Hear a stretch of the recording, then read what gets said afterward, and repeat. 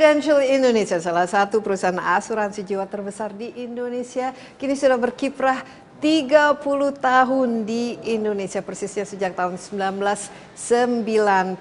Tentu kita ingin tahu ya bagaimana komitmen Prudential Indonesia selama 3 dekade ini, dan juga apa kira-kira rencana jangka panjang ke depan. Insight with Desi Anwar kali ini berada di Pru University di kota Casablanca. Kita ingin berbicara dengan President Director dari Prudential Indonesia. Siapa beliau orangnya? Mari kita temui.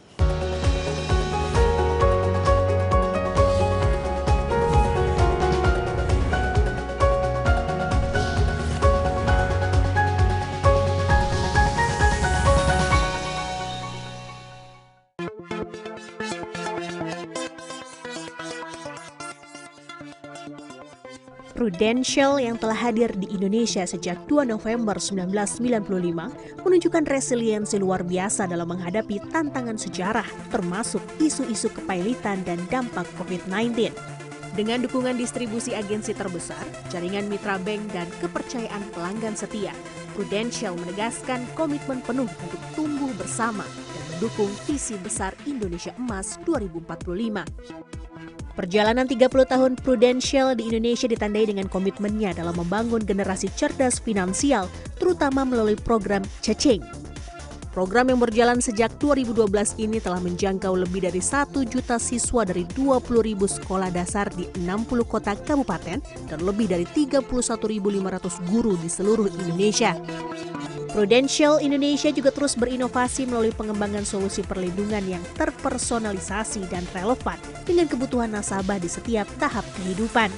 Inovasi ini didukung penuh oleh digitalisasi dan teknologi AI untuk menciptakan pengalaman nasabah yang unggul, mulai dari layanan pelanggan proaktif hingga otomatisasi proses klaim. Berpegang pada semangat ikon Man from the Pru, Prudential menegaskan komitmennya untuk terus menghadirkan perlindungan, pelayanan, dan pengalaman terbaik bagi seluruh nasabah di Indonesia. Halo, hey, apa kabar? Baik-baik saja. Baik-baik saja. There's a little bit I learned. You learned a little bit. Okay. Ini adalah Tony Benitez, President Director dari Prudential Indonesia. Sebenarnya kita sudah berjumpa dengan Tony tidak lama lalu ya. You came to CNN Indonesia studio. We had a chat. I know, roughly a year ago. Roughly a year ago, my goodness. Time certainly flies. It does, and I'd just been appointed, I think, CEO, right, at that point. Right, and now you are, well, I mean, I am returning the visit. I know. And actually, this is Pru University, Tony. Yeah. Apa? What is Pru University, Well, and what's so special about this place? Well, Pru University was firstly established in 2018. And why it's special is this is where we really house all the major education programs, not just for our staff, but for our agents as well. For agents? And employees as well. Employees. So all forms of workshops, seminars, whether programs last 1 week, 2 or 3 weeks, both technical and behavioural type of programs are all held here. So this is really a mass of engagement. And one of the most important things for us is our people. And our opportunity to develop our people is our best and wisest asset, right? So that's why it's special. 7 years now with Pru University. Exactly. So how many people, how many employees, how many agents have you actually, educated here or have done the course? It would be absolutely thousands and thousands. I mean, we currently have around 75,000 agents. Well, that is a lot. So all that's over a the lot. country. All over the country. Not all the agents are trained here because some of those agents are actually trained within the branches and our regional offices or their offices. But we also have close to 1,700 staff, and they also come here. And especially this year, we've sort of introduced what we call a capability building exposure program. So we have advanced management and leadership programs that we've introduced, and they're all housed actually here. And even I do some training from time to time. Okay, so if I want to learn, I can join. I don't think. I think I can only learn from you. I think we can. Actually, you could become a teacher for us. No, I have so much to learn about the insurance business. But let's, why don't you take me around a little bit, because this place does look interesting. I mean, it's inside a mall, but then suddenly you have this oasis of information and of and it's learning. Absolutely. Well, let's look at this wall first, because if you can see, it says Prudential providing financial security since 1848. So it's 177 years of Prudential on a global basis. Okay, thank you. Oh.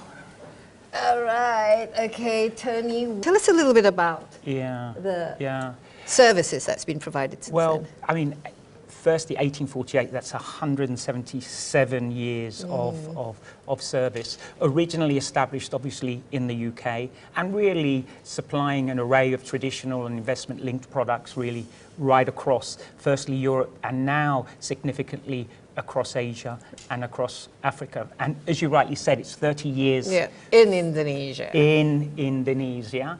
And in a few minutes, we're going to go down memory lane. So I will run through all the significant aspects of what really happened to us. All the milestones. All the major milestones. But obviously the milestone is a lot longer globally, right? Yes. And, let me just take a look at this.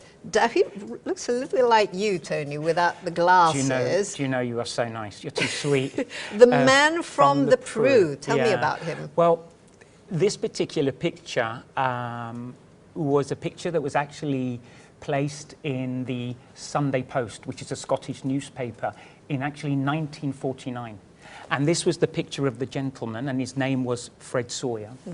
And his phrase, which was then captured and used from 1949 onwards, was, "Service is the secret of success. I know the people. I wouldn't change my job for any other." And the man from the Pru, for many a year, really reflected or epitomized three things: respect, trust, and integrity. Okay, respect, trust, and integrity. And integrity in terms of what I say I will deliver. And it really showed everything from what Prudential actually stands for. And this aspect of delivery is absolutely key. For us, it's not the man from the Pru, it's now the person from the Pru. Person. All right, because... Yeah, exactly. We have to, the person from the Pru. Okay, is this person still your role model?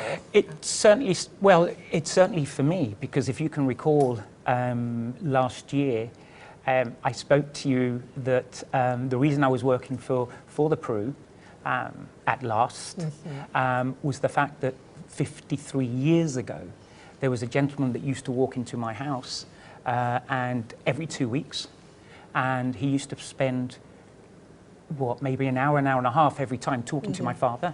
Wearing something like this? Oh, completely like this. And but in the UK, he also had an umbrella, because you can never tell, right? Absolutely, yeah.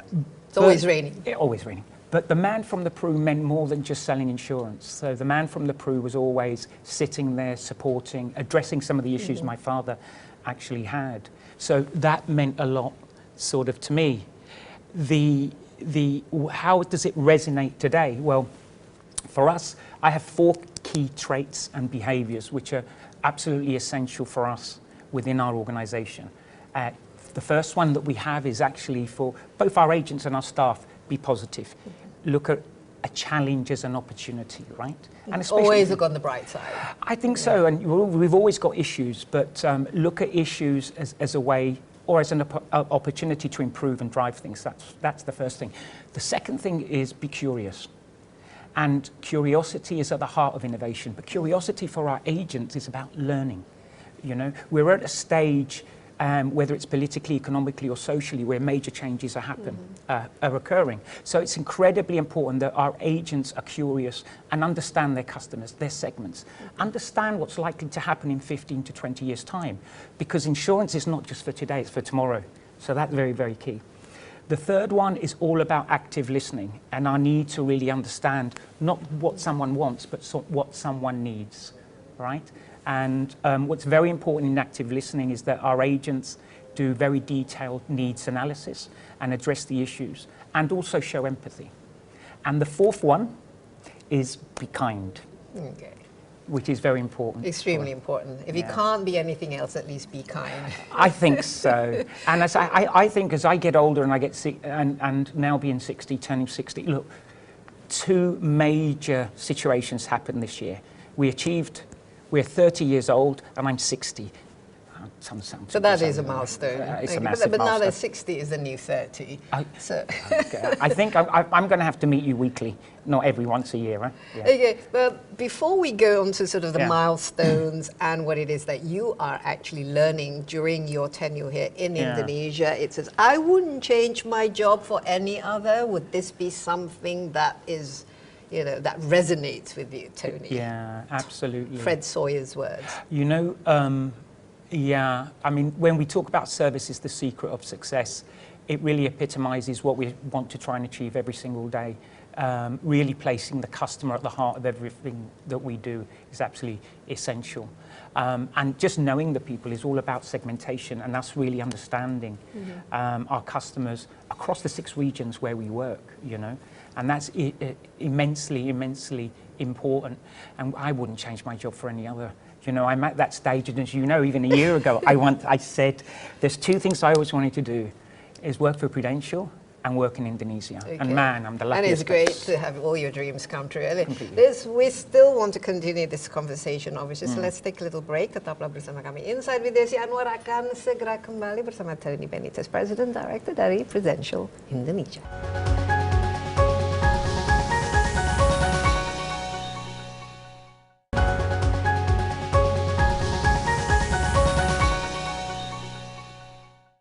Insight with Desi Anwar kali ini di Pru University. Saya ditemani oleh Presiden Direktur Prudential Indonesia, Tony Benitez. Nah, Prudential Indonesia sendiri sekarang sudah 30 tahun berkiprah di Indonesia. Kita akan tentu saja belajar mengenai apa-apa saja yang telah dilakukan selama 30 tahun keberadaannya di Indonesia. Tony, we want to know exactly what are the major milestones in the last 30 years of Prudential Indonesia being, you know, in this country. Yeah. So, as I mentioned before, let's go down memory lane, shall we? So, we started 30 years ago, 1995. We were actually a joint venture with Bank Bali, and in 2001 we then changed the name to PD Prudential. What was interesting is that in the year around 2000, we really launched our first, what we call investment-linked product. And that investment-linked product... was that innovative in those days? Was it one of the first? Completely innovative, and it sort of represented 97% of our business for a number of years as well. So it proved to be extremely, extremely successful.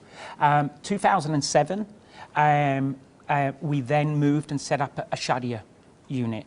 As you know, one of the key takeaways for us is for every life, for every future.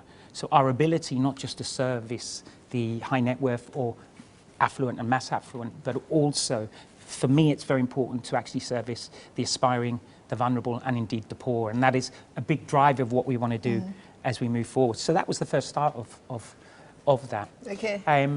We then, around another significant milestone was 2010. So at that particular point, the group itself, we were very one distribution focused. And then we had the opportunity now to move into bank assurance. So effectively, we sealed and signed 2 bank assurance agreements, one with UOB Bank and the other one with SEB, Standard Chartered Bank. And that was a big issue and a big plus for us. And as we look at our overall portfolio, agency is still the strongest. Roughly 70% with partnership distribution and corporate business representing 30%. So it's a good balance between across all distribution channels as well. Okay. In 2019, it was COVID, but just before COVID, one of the biggest issues that was happening in Indonesia was really around health and the health medical portfolio. And one of the aspects is medical inflation was actually increasing. There wasn't flexibility in us offering the right levels of products. So we launched 2 types of health products itself. Now, The first one was what we call PPH Plus, and it was actually linked to, it was what we called a rider, linked to the investment-linked product. But why was it innovative? Because it was the first product where the hospital charged the insurer straight away, whereas previously, as a client, you would pay and then be reimbursed, and that made a very big, huge difference. And then you're right, COVID 2020. And I think what we're very proud of in terms of what we did is the support that we provided the population as well. And we provided and set up and provided over 60,000 vaccines through what we call the Prudential Vaccine Centre as well, working closely with the Ministry of Health. Yeah. So COVID has really also forced or made significant changes to the way Prudential Indonesia is being run, or the focus is also... I think it created a couple of different things. I think from the population's perspective, it sort of created awareness for the need for health and protection as well. That's one thing. I think from our perspective, what it did, it meant that we had to digitalize much quicker, because now you could see... Absolutely. Well, we all, in all aspects of life, we now look for the online services. Absolutely. So completely dependent on digital technology as well as the online businesses. Exactly. And there's more to come with AI now as we progress. 2022 was effectively the establishment of our Sharia spin-off company, and it's running exceptionally well. And then 23-24, we launched what we called our Pru health product. Now, that Pru product is interesting because if you don't claim, then your premium increase is much lower. Yeah, so it's almost it's like a bonus or exactly. like a loyalty thing. Exactly, yeah. And is that popular? It's incredibly popular, and we've picked up a lot of new to Pru customers, and for that, that is important. The other one is for us, around 23-24, we saw medical inflation go up, claims cost increase quite substantially. So for us, it was an opportunity to take a step back and work very closely with our hospitals and really look at cost and for us. And what we identified was that there are discounts to be attained, and there's a lot of work. So we partnered with an array, we continue to partner with an array of different hospitals, and those are really the hospitals that mean a lot. So it's quality care, but at affordable prices, and that's something that we continue to do and drive and work with them in itself. So where are we now in 2025? When you've been here for 30 years, obviously is a long commitment. Yeah. What about, the future? What's the future? Yes. Well, when I joined about 12 months ago, one of the most important things really for me and Desi was to take a step back and assess the market and assess the customer, the segmentation, understand what level and degree of awareness there was in insurance and what a degree and awareness there is in sort of financial understanding. Is it increasing, the awareness? It's slightly increasing, but there's still quite a lot to actually do in that process. So we do a lot in terms of creating and educating the population, both from a financial perspective, a health perspective, preventative measures. So like the literacy aspect, the whole aspect. But overall, what would you say have been the biggest challenge, not just for you as a person in the last year you were here, but also for Prudential in the last 30 years? Overall, from 30 years is, and I have to say, we have a very strong brand and a very strong reputation. But managing such a large agency force and different distribution channels has its challenges itself. So our ability and our continuous ability to educate that workforce, support the workforce in terms of what it needs, is an ongoing component, an ongoing aspect. What is important for us is to have, from an agency perspective, a professional, digitally enabled workforce. Okay, so this is why the Pru University and aspects why the Pru University is now a big part of that. So really having that offering, as I said, far more in terms of digitalization and far more in terms of AI. That is an area that will be investing heavily, is actually quite important. What about staying at the sort of front of the competition? How do you manage that? Because as we know, there are many similar insurance companies are competing and basically I mean, I think for the same I mean, pie. as you know, we are number one, and we can't allow complacency to step in. What's actually first and foremost very important is to really understand the population, to really understand the different segments, to really understand the different needs, and be in a position to actually provide and support that. We came out with our first savings endowment plan. Yep. Next year, we're coming out with a first female sort of cancer plan that has preventative care. So it will have free health screening as part of that particular product. The biggest issue is going to be on retirement. We are, even though we do have a demographic bonus at the moment, we are an slowly aging population. A couple of things. The median age is really around 30, 68% is of productive age, but we have a population really that is aging, and certainly in 20, 30 years' time, 25% of the population potentially will be their age. As it stands, we only have about 5% of the population with pension. So having a pre-retirement plan is something that we must have, and we will be launching something going forward. I think so you do have to remain, I mean, you have to remain being number one is also a challenge in itself. We're talking about the demographic bonus in Indonesia. We also have our target. We want to be the gold Indonesia. 2045 is our 100 years. You want to be part of this journey, and how can Prudential Indonesia be part of our journey for 2045? I mean, Indonesia Emas is how really I've pushed towards galvanizing the organization.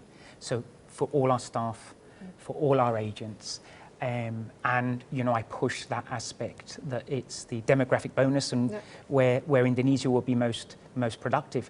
And one of the key aspects for 2025, as it says, is economic growth to be in the top 5 economies. There's a lot of work that is being driving around improving infrastructure, improving social programs, improving welfare, and a lot of around sustainability, right? And yes, absolutely. Green. We have SDGs and also ESG and all these targets to achieve. What about the quality of our human resources? How important is that for? Completely important. But talking about that, ultimately, everything that's done in Indonesia Emas is about improving the quality of life. In Indonesia, there's a fantastic opportunity of hope. People will smile and engage and drive, We have to help, we have to support them, and that's incredibly important. And that's the kind of commitment that there's no other commitment. I mean, I've been in insurance since I knew this. I fell in love with insurance since the age of 7. So there's no other commitment, and my job won't be done until I know that I've at least created something that's sustainable to ensure that Indonesia Emas 2045 is actually achieved. All right, so Tony, thank you so much, and let's chat again very, very soon in the meantime. And for me, thank you so much with all my heart for coming here and spending the time, especially to celebrate our 30th year anniversary. It's wonderful. Pleasure, and I hope to, at least we need 30 more years of you. Okay. Thank you so much. Iya, Insight with Desi Anwar akan segera kembali sesaat lagi.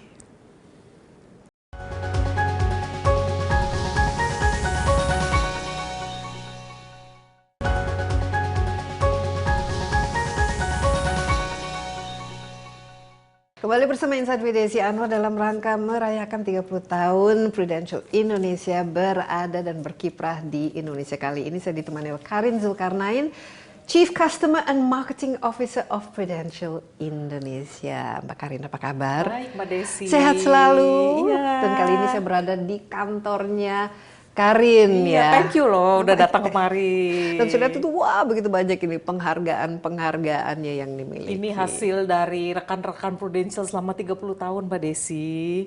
Jadi rekan-rekan saya sePrudential ini kan banyak berinovasi, banyak berkarya, dan puji Tuhannya kami terus mendapatkan berbagai penghargaan. Jadi ini bukan hanya kerja dari satu tim saja, tapi kolaborasi rekan-rekan saya sePrudential sepanjang 30 tahun ini. Iya, Karin. Sebagai salah satu dari bukan saja tantangan tapi prioritas yang dilakukan oleh Prudential Indonesia, bagaimana meningkatkan literasi keuangan yang sangat penting ini di Indonesia? Di Prudential sendiri, kami sangat aktif membuatkan berbagai program-program financial literacy. Kebetulan Mbak Desi, kemarin itu kami baru merayakan salah satu program unggulan kami, itu Cacing. Ini program Cacing, itu diambil namanya dari bunyi mesin kasir. Oh iya. Kalau koin-koin dimasukkan Mbak Desi, kita tutup cacing, Cacing. gitu kan bunyinya. Nah, dari inspirasi itulah kita membuatkan satu program khusus untuk anak-anak usia 7 sampai 12 tahun. Wah, jadi muda ya? SD, ini tingkat SD. Nah, kita buatkan kurikulum untuk membuat anak-anak itu mau belajar tentang keuangan. Jadi konsepnya simple banget Mbak Desi, itu earn bagaimana bisa memperoleh uang, how to spend wisely, jadi membedakan antara keinginan dan kebutuhan. Wants and needs-nya. Yes, benar sebetulnya itu. Kemudian how to save dan how to donate. Jadi dari anak-anak SD sudah dibiasakan 4 konsep tersebut. Dan hingga sekarang kami sudah tembus 1 juta anak yang telah kami edukasi untuk program tersebut di 60 kota. Oh, jadi seluruh Indonesia ya? Seluruh Indonesia. Berapa lama ini programnya? Program baru berjalan 8 tahun. Sebetulnya awalnya kami mulai itu di Sidoarjo, Mbak Desi. Tapi sampai sekarang sudah bisa dijalankan oleh lebih dari 31.500 guru di 60 kota.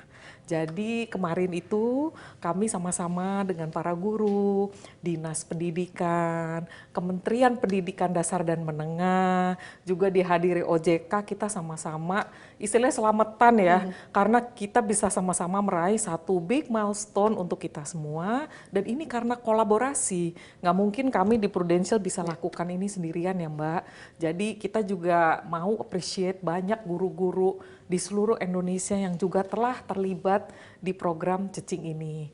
Di sana pun kami dapat banyak cerita-cerita inspiratif, Mbak Desi. Contohnya? Bagaimana di Solok, Sumatera Barat, sekolah yang sudah menjalankan Cacing ini membuatkan 1 hari dalam 1 minggu kesempatan di mana anak-anak bisa membawa produk yang mereka buat untuk dijual ke teman-temannya. Istilahnya seperti apa ya, market day gitu ya Mbak. Tapi ini mengajarkan kan entrepreneurship. Exactly, itu kan amazing ya untuk bisa dilakukan di tingkat sekolah dasar. Nah itu satu contoh dari apa yang kami lakukan di Prudential untuk masyarakat. Dan feedbacknya bagus ya dari bagus anak-anak. sekali. Mereka senang ya? Jadi hampir semua guru-guru yang terlibat bilang program ini harus dilanjutkan, harus diperbesar.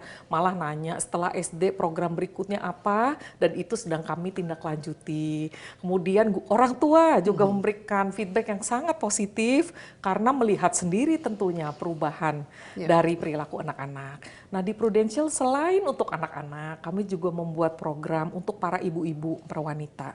Karena ibu-ibu yang memegang keuangan keluarga ya Mbak Desi, itu. Jadi penting sekali untuk ibu-ibu juga mendapatkan pendidikan bagaimana mengelola keuangan untuk keluarganya. Kami juga membuat program untuk anak-anak muda bersama banyak komunitas di Indonesia. Kami keliling kampus, Mbak. Jadi dari kampus ke kampus kami kumpulkan mahasiswa karena mereka sebentar lagi akan mulai bekerja.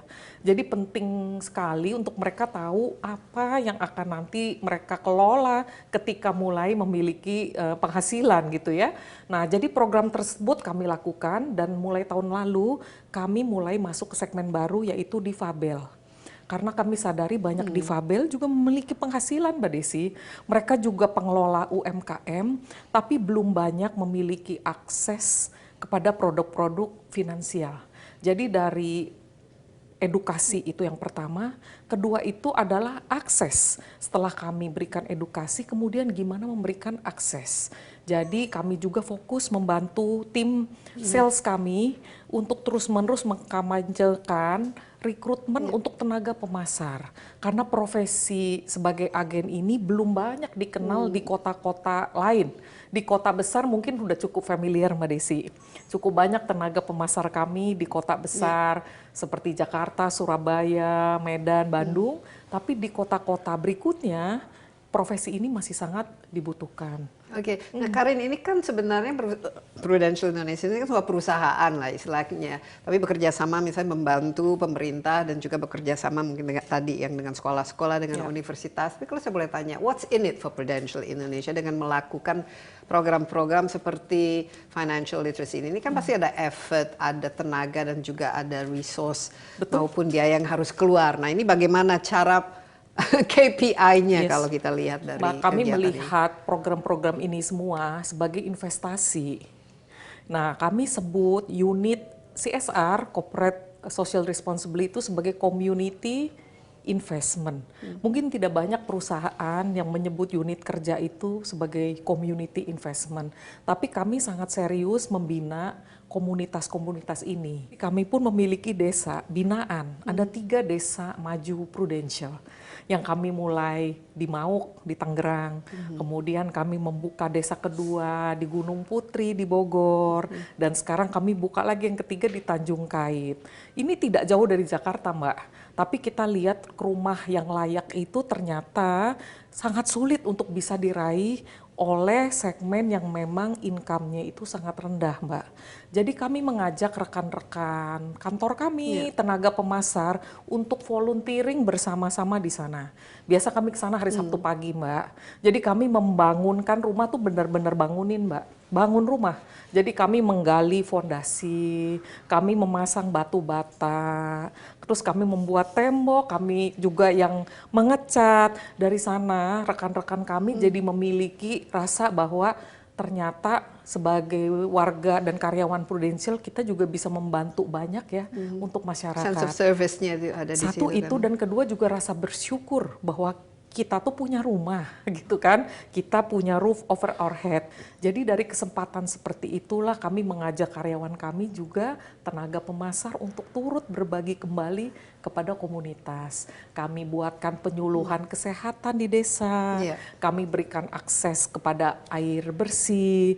Jadi kontribusi kami terhadap SDG juga di desa tersebut setidaknya ya, belum masyarakat luas, setidaknya di 3 desa ini juga bisa terukur.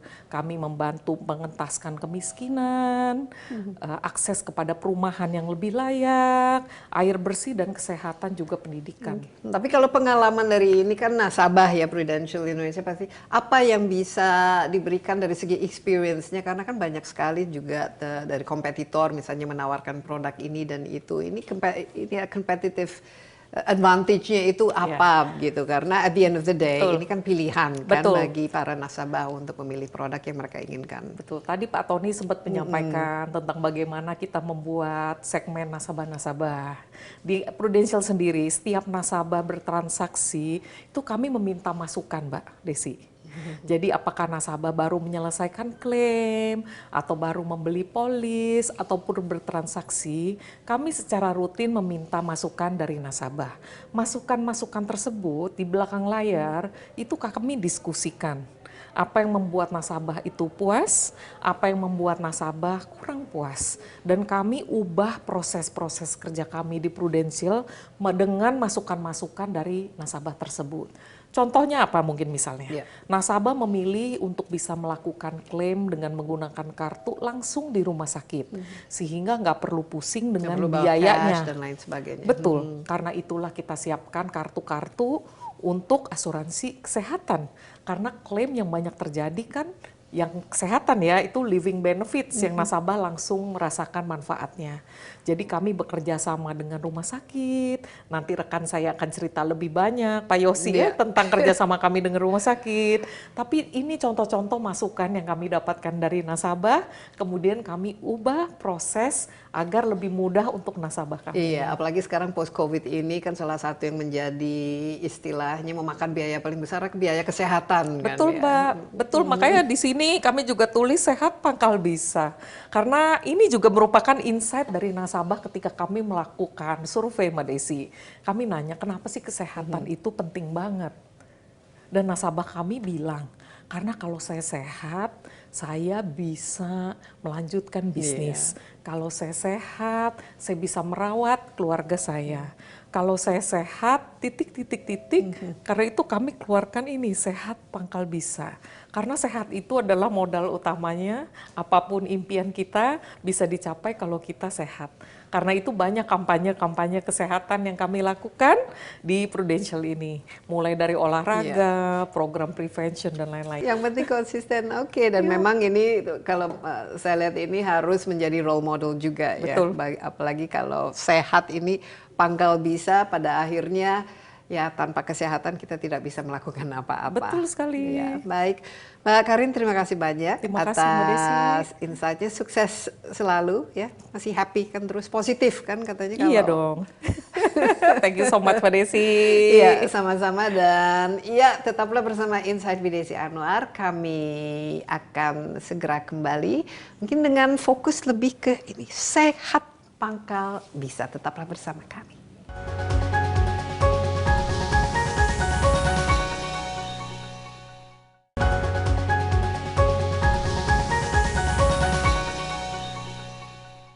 Insight with Desi Anwar kali ini merayakan kiprah 30 tahun Prudential Indonesia berada di Indonesia. Saya sekali ini ditemani oleh Chief Health Officer Prudential Indonesia, Yosie William Iroth. Apa kabar? Baik, Bu. Yosie, Pak Yosie. Yosie saja. Yosie saja bagaimana? Sehat-sehat?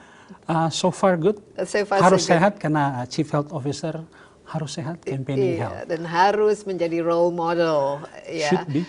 Tadi saya sempat ngobrol dengan Pak Tony Benitez, ya, President Director Prudential Indonesia, dan salah satu yang mungkin menjadikan ini tantangan atau concern sama fokus ini adalah kesehatan, khususnya dalam asuransi. Seperti kita ketahui, COVID-19 tentu saja merupakan masa-masa yang berat bagi masyarakat Indonesia dan juga bagi banyak perusahaan, termasuk perusahaan asuransi, di mana semua yang berkaitan dengan kesehatan kan meningkat melambung harganya. Dan termasuk saya lihat juga pemerintah Indonesia ini fokus ke situ, Menteri Kesehatan untuk istilahnya mencanakan program-program untuk mencegah dan juga menyediakan pelayanan kesehatan yang jauh lebih baik. Nah, ini kalau dari Prudential Indonesia ini bagaimana melihat strategi untuk masyarakat Indonesia supaya ya kesehatan itu harusnya menjadi sesuatu yang investasi yang paling penting dimiliki. Sedia payung sebelum hujan gitu ya, mencegah sebelum terlambat gitu ya. Prevention is better than cure. Prevention is better than curing. That's right. Beberapa bulan yang lalu kami di Prudential melakukan survei, bukan cuma di Indonesia tapi dilakukan juga di Singapura, di Hong Kong, dan juga di Malaysia. Ada sekitar 4.000 responden. Di situ kami menemukan ada beberapa insight yang unik mengenai behavior dari customer atau pasien ketika dihadapi dengan masalah kesehatan. Yang pertama yang kami ketahui, yang kami dapat adalah 9 dari 10 orang atau responden itu mengatakan bahwa kalau mereka itu didiagnosa oleh satu penyakit, mereka nunggu dulu. Dan bahkan ada sekitar setengahnya itu mengatakan mereka berulang kali menunda ya untuk melakukan pemeriksaan lanjutan atau tindakan lanjutan ya. Tentu ini berbahaya karena pasti nanti akan kondisinya akan lebih buruk dan lebih buruk ya. Dan pasti lebih mahal juga nanti lebih mahal. Nah, ini lucunya karena dikatakan di dalam survei ini ada tiga alasan kenapa mereka itu menunda. Yang pertama dikatakan mereka merasa bahwa informasi yang mereka peroleh itu kurang lengkap, kurang transparan. Jadi membuat mereka tuh, aduh apa yang harus saya lakukan berikutnya ya? Saya sakit ini kira-kira opsi berikutnya seperti apa? Yang kedua, ini tadi kita omongin, mereka tuh merasa bahwa nanti kalau saya lanjutkan tindakan saya, mahal nanti. Ya. Padahal kalau menunda lebih mahal lagi tentunya. Jadi takut biayanya mahal. Jadi sudah takut duluan dengan biaya sebelum mereka lanjutkan pengobatan. Yang ketiga, ini noble sebenarnya. Mereka bilang mereka mau utamakan kebutuhan keluarga. Wow, daripada mereka berobat lebih baik digunakan keuangannya itu untuk keluarga. It's nice, tapi tentu kalau mereka menunda, beban buat keluarga nantinya akan lebih besar dan lebih besar. Apalagi kalau mereka jatuh sakit dan tidak bisa bekerja dan tidak ada penghasilan untuk keluarganya, itu malah lebih parah lebih beban pada rumah tangga lebih besar dan lebih besar lagi ya. Nah ini juga sejalan dengan yang didapati oleh Kementerian Kesehatan di tahun 2023, dikatakan sekitar 39% masyarakat Indonesia itu 39% only gitu ya, rajin sebenarnya melakukan health screening, tapi PR-nya masih sekitar 60% ya, untuk bisa melakukan screening kesehatan secara reguler supaya tahu kira-kira ada risiko-risiko apa yang mungkin mereka sudah mulai rasakan, mulai supaya bisa dilakukan intervention ya, ada intervensi dini ya, ada tindakan dini supaya tidak lebih sakit dan pada akhirnya malah lebih berat biaya yang harus dikeluarkan. Jadi ini yang kita kampanyekan terus-menerus. Bagaimana kita ajak masyarakat, nasabah kita, calon nasabah kita, ayo kita screening sekarang gitu kan ya. Sudah disediakan kok fasilitas-fasilitasnya, ayo kita manfaatkan. Walaupun memang benar, kita negara geografis ya luar biasa, negara kepulauan ya. Tantangan kita juga sebenarnya karena belum merata tentunya ketersediaan layanan kesehatannya. Itu menjadi tantangan kita bersama. Tapi ayo kami Prudential yakin kalau kita mulai dari sekarang, kita galakkan, kita inisiasi bersama-sama, ayo kita tes, kita screening. Kalau sudah dapat diagnosa, jangan takut.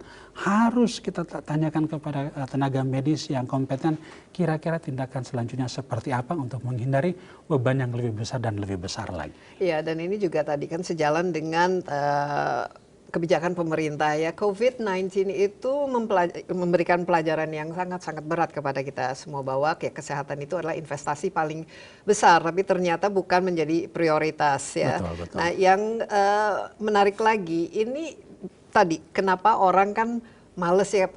Di Indonesia ini ternyata ya kita salah satu negara yang masyarakatnya populasinya paling nggak sehat. Angka diabetes terus meningkat, ya penyakit-penyakit kardiovaskular, kanker dan lain sebagainya. Nah ini kalau dari perspektif asuransi, ini kan juga harus mendukung ya program pemerintah melakukan pencegahan dan juga memastikan bahwa nanti di kemudian hari kalau memang ada biaya itu semua bisa affordable lah gitu.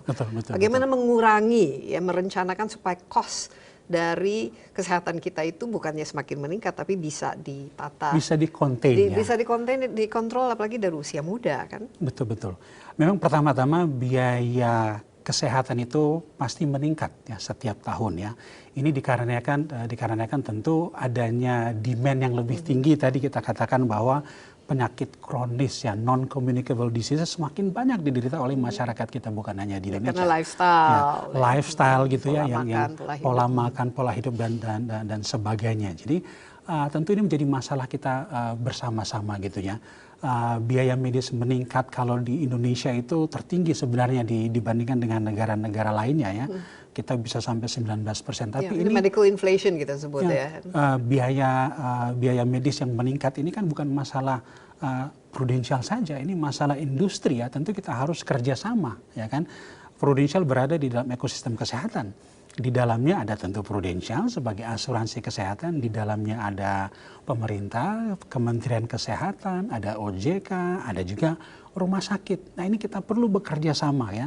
Kita leverage keunggulan atau expertise dari masing-masing untuk sama-sama kita tackle isu ini. Tadi ya, kita tackle mengenai literasi kesehatannya, ayo sama-sama ya. Kita tackle dari sisi biayanya, ayo kita diskusi sama-sama dengan rumah sakit bagaimana kita bisa efisiensikan biaya perawatan, pengobatan dan sebagainya gitu kan. Karena kita ingin bahwa sama-sama ada punya andil masing-masing supaya kita pastikan nih biayanya tetap terjaga, tetap terjangkau, masyarakat pun semakin nyaman untuk datang untuk melanjutkan pengobatannya. Nah, masyarakat semakin sehat ya, dan semuanya itu bisa menikmati masa depan yang lebih cerah.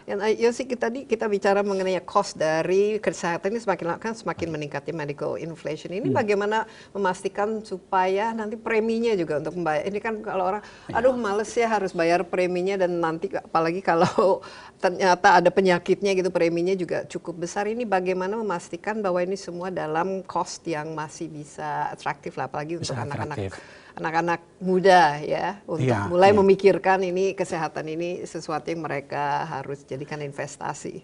Baik, sebenarnya ada beberapa inisiatif yang Prudential lakukan ya, walaupun sebenarnya ini jadi perhatian utama dari OJK ya. OJK baru saja meluncurkan beberapa peraturan untuk memperkuat industri kita gitu ya, untuk memastikan bahwa asuransi kesehatan itu juga lebih sehat, lebih affordable, bukan cuma generasi yang lebih tua, tapi juga tadi yang lebih muda pun juga sadar berasuransi karena harganya bersahabat dengan pocket mereka gitu kan ya. Jadi di Prudential pertama-tama kami ada produk yang kami sebut Pru Medical dan Pru Health gitu ya.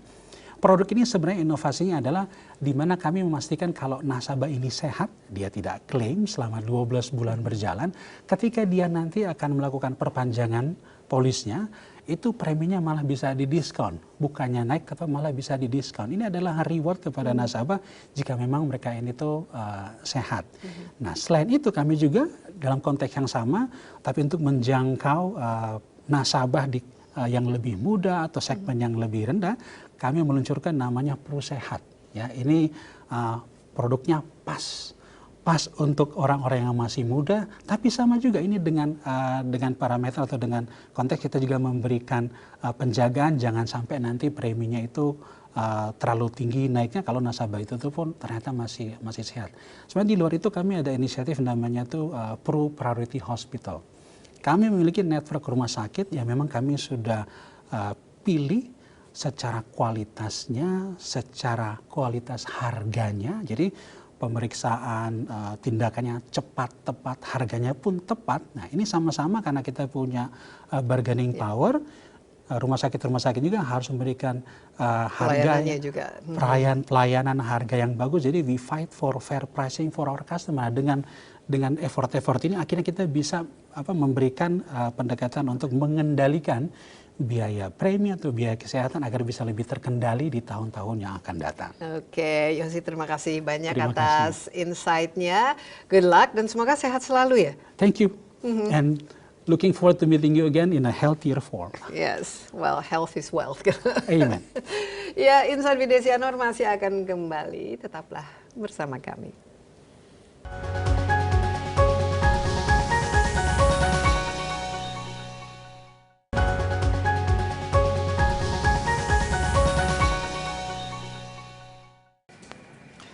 Hello, Vikas. How are you? Thank you so much. Thank you.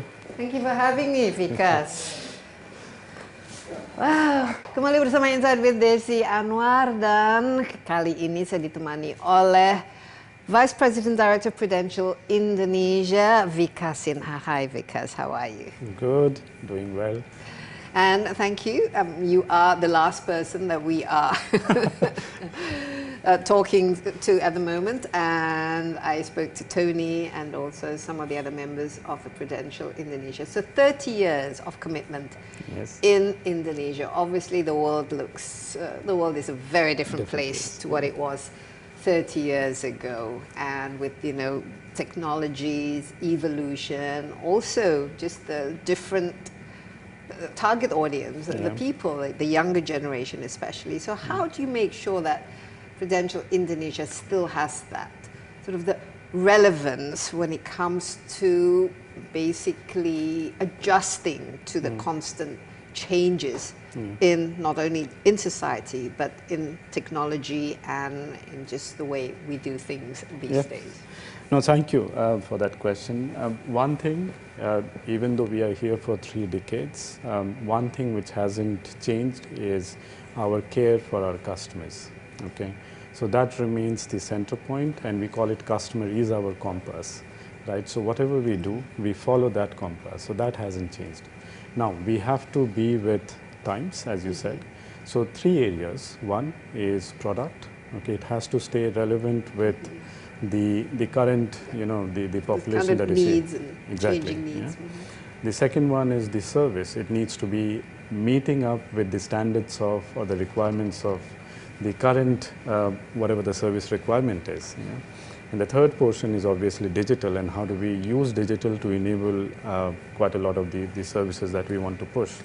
Now let me talk through the first part, okay, which is the key, the product, right?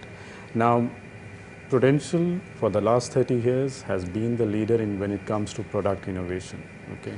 We started with ILP, moved on to health, and today we are moving towards the traditional part of things.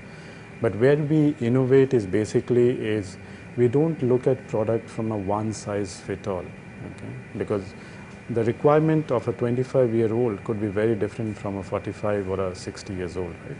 So we don't look at product saying, okay, we create one product and it should fit everybody. No, we go by the need of that particular generation or that segment that we looked at, okay? Especially young people. Yes. So we came up with something called Pru Sehat, okay, which is a product based on millennials and Gen Z's requirement, okay? And this is purely based on saying, okay, you are a segment, okay, you have a need, maybe you don't want to go outside and get a treatment, but you do want a treatment in here. So we came up with something like that, okay, which is affordable to them. The second part is we constantly innovate on the moving from investment link to traditional part of things, and that's how insurance is moving towards more traditional, which is your basic concept of insurance, basic concept of protection, right? So we have something called Pru Future, which we launched in 2024, a whole life plan, covering the entire generation of the customer. The second one, but that's covering whole life, right? The second one, we came up with something called Pru Smart Plan, okay, which is looking at the aspirations of people and saying, okay, I want to save, I want to, get something after 10 years or 15 years, okay, should I start doing now? But savings is just one component of it. I also want protection around it with it, okay? So we came up with Pru Smart Plan, which is basically a savings plan, an endowment plan, okay, which covers and meet the needs of those customers. So as I said, in summary, we constantly innovate. We constantly look at the segments that we have got, the demand or need of that segment, and then we create that product. The second part, when it comes to product, like we are sitting in the customer service center, one thing that we do need to understand is that the product that we have created and the product that the customer has bought, is it something matching to their needs? They should be fairly treated when they come through, walk in or they send an email, so there shouldn't be any kind of discrimination when it comes to the service level. Yeah. How do we do it?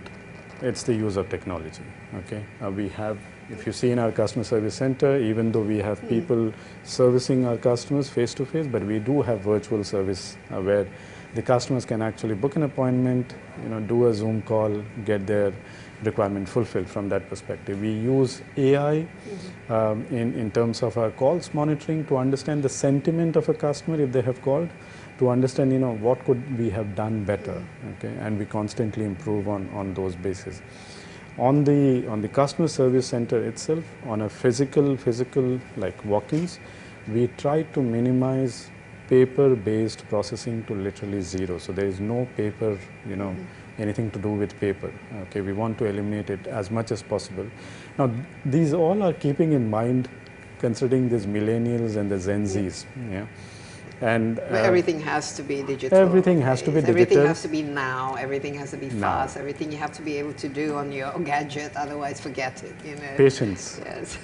I would say impatient. Okay. Tell me about where are we going when it comes to digitalization? You mentioned AI. Yeah. You also mentioned about the growing impatience of the generation Z, Yes. Gen Z, and also Gen Alpha. It probably just wants everything done like now. Yeah, and you can only do that if you move out of the legacy systems that you have got. So earlier, 10 years, 20 years back, you still had a system which was, software development created, given to you, you are using it, your customers are happy with it, fine, okay.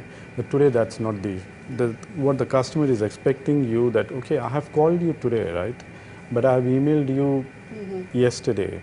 I've emailed you the whole details. Why don't you have my details? For example, why there is a disconnect between when I'm calling you and the email that I've sent you? How do I get those things drawn into one? Okay. So what we do from a digital perspective is we break it down into three main categories. The first category is the front end, which, let's say our agency, let's say you as a customer, for example, you want to do some servicing, so how do you reach out to Prudential? So we look at those systems that we need, right? The point of sale system or customer service system. So we constantly improve from the systems that we had previously, integrating more modern features into it and using AI to kind of make it even more better. But is it a big investment in order to It is a big investment. It is a big investment, but this is an investment for future. On the customer side, we have modernized our platform, which we call it Pru Services, okay, which is a new version of our old customer service platform, but with a lot of modern features, okay, like even claim submissions, claims tracking, which is one of the key reason why you buy insurance, right? That, okay, I'll be able to make a claim, but at the same time, I know what's happening with my claim, right? So Pru Services with modern features and everything. The second part, okay, so that's more on the front end. The second part is the middleware, okay, where the back-end teams are working with the systems. Now again, if your foundation of the home is still very, very old, okay, it cannot withstand the new constructions. Yeah. So we have to change that foundations too. So we are modernizing all the legacy systems that we have got, whether it is the workflow system which the back-end team uses, along with, for example, claims processing, right? Earlier, the way it was processed, you fill up a claim application, it comes to us, we will assess it, we will call the doctors, hospitals, get all the information, try to process, then we make the payment either through check or something, right? It takes time. Takes time, okay, easily 15 to 20 days. On a best days, I'm saying, okay, could be even more. Now imagine the same process if I automate end to end. So it's seamless. Exactly. It's a seamless experience. Yes. But what is it? The implication is basically you also have to have the right kind of skills for the human Yes. side of it. I mean, you outsource some to AI, but obviously, what sort of skills do you need then for the kind of human resources that you employing? So let's say in insurance there are two key people when it comes to back-end operations: underwriters and claims assessors, right? Underwriters who look at your case and say, okay, can it be approved or not? Claims who process your claims. Now, the way I see it, the underwriters of yesteryears, like maybe 3 decades back, if they are trained on a certain table, okay, and they can mix and match that table, that's a good underwriter. And with time, they gain the experience on the medical side and they can issue or learn a case. But today's underwriter needs to look at everything, okay? The customer profile, where the customer is coming for example. Okay, so 5-10 years from now, what is Prudential Indonesia? What will it look like? I will say, and in terms of the kind of employees and the kind of sort of the human aspect of it that you need to have, the human resource aspect. Constant investment on the capability side. So last year and this year we have made a lot of investment on improving the capability of our underwriters and claims staff and overall servicing also. So we have created our own underwriting academies, claims academies. We are training people on AI, okay? We are training people on data so that they understand all these concepts so that they are future ready for all of this. So that's on the capability side. But again, as I said, AI is going to be very big. There's a lot of use cases. We are going to set up internally something called an AI lab, which is going to look at bring all the AI use cases from different functions. We're going to look at, for example, we are going to implement something called an AI coach on our agency side. Okay, this is simply something that looks at agent data, picks up things, and tells you you are lacking in productivity, or you're lacking in how to close a case, or you're lacking in negotiations. These are the things that you can do. So that's how we see the future of how we progress on digital side, but also on improving the capability. Okay, thank you for your insight, Vikas. It's been a great pleasure talking to you. And what's that? Thank you, Desi. I mean, thank you for being here. I just wanted a small gift from us. It's a teddy bear, and with the recent product that we launched called Pru Smart Plan, so safer. Okay, thank you very much. Little Pru Smart. Once again, Thank you, and thank you for your insight, and thank you for this gorgeous Thank you. little teddy bear. Ya, demikian Insight with Desi Anwar kali ini. Jangan lupa Anda juga dapat menyaksikan acara ini di cnnindonesia.com dan juga di YouTube CNN Indonesia Insight with Desi Anwar. Sampai jumpa, stay safe, bye-bye.